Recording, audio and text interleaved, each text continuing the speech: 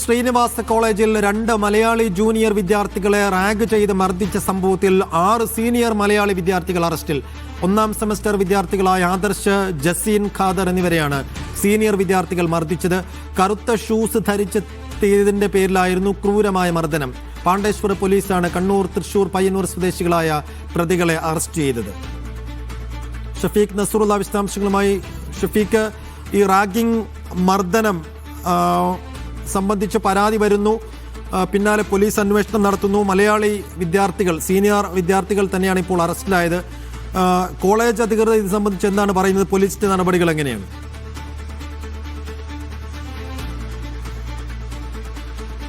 മംഗളൂരു ശ്രീനിവാസ കോളേജിൽ കഴിഞ്ഞ ദിവസമാണ് ഈ റാഗിംഗ് സംഭവം ഉണ്ടായത്. കോളേജിന്റെ സമീപത്തെ മറ്റൊരു ചായക്കടയിൽ നിൽക്കുന്നതിനിടെ സീനിയർ വിദ്യാർത്ഥികൾ മർദ്ദിച്ചു എന്നാണ് പരാതി. 1ാം സെമസ്റ്റർ വിദ്യാർത്ഥികളായ ആദർശും ജസീൻ ഖാദറും ഈ കോളേജിന്റെ തൊട്ടടുത്തുള്ള ഒരു ചായക്കടയിൽ നിൽക്കുകയായിരുന്നു. ആ സമയത്ത് കറുത്ത ഷൂസ് ധരിച്ചതിന്റെ പേരിൽ വാക്കേറ്റമുണ്ടാവുന്നു. അവിടെ അസഭ്യം പറയുന്നു. അതിനുശേഷം ഈ 2 വിദ്യാർത്ഥികളെയും സീനിയർ വിദ്യാർത്ഥികൾ മർദ്ദിക്കുന്നു. ആ സമയത്ത് ജസീൻ അവിടെ നിന്ന് ഓടി മറ്റൊരു കടയിലെത്തി പോലീസ് സ്റ്റേഷൻ നമ്പർ എടുത്ത് വിളിച്ച് പോലീസിന് വിവരം കൈമാറുകയായിരുന്നു. ഉടൻ തന്നെ ഈ സംഭവ സ്ഥലത്തേക്ക് പോലീസ് എത്തിയതിനു ശേഷമാണ് ഈ മർദ്ദനമേറ്റ 2 വിദ്യാർത്ഥികളെയും ആശുപത്രിയിൽ പ്രവേശിപ്പിച്ചത്. ഇതിൽ 2 വിദ്യാർത്ഥികൾക്കും പരിക്കുണ്ട്. 1ാം സെമസ്റ്റർ വിദ്യാർത്ഥിയായ ആദർശിന്റെ കഴുത്തിന് പരിക്കുണ്ട്. ശരീരത്തിൽ ജസിനും ശരീരത്തിൽ പരിക്കുണ്ട്. ഈ പരിക്ക് ഏറ്റ വിദ്യാർത്ഥികളെ പോലീസാണ് ആശുപത്രിയിൽ എത്തിച്ചത്. അവിടെ നിന്ന് വിദ്യാർത്ഥികളുടെ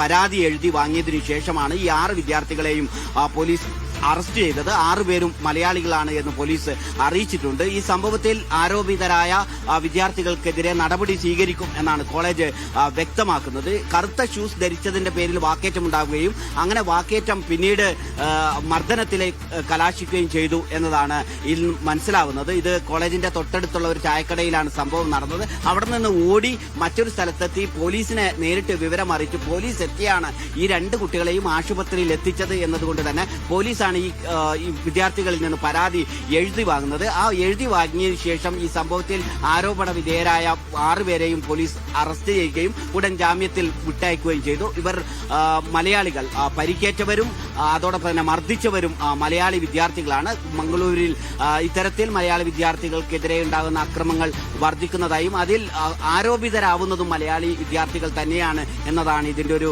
പ്രത്യേകത. ഇവർക്കെതിരെ കർശന നടപടി സ്വീകരിക്കും എന്ന് കോളേജ് മാനേജ്മെന്റ് അറിയിച്ചിട്ടുണ്ട്.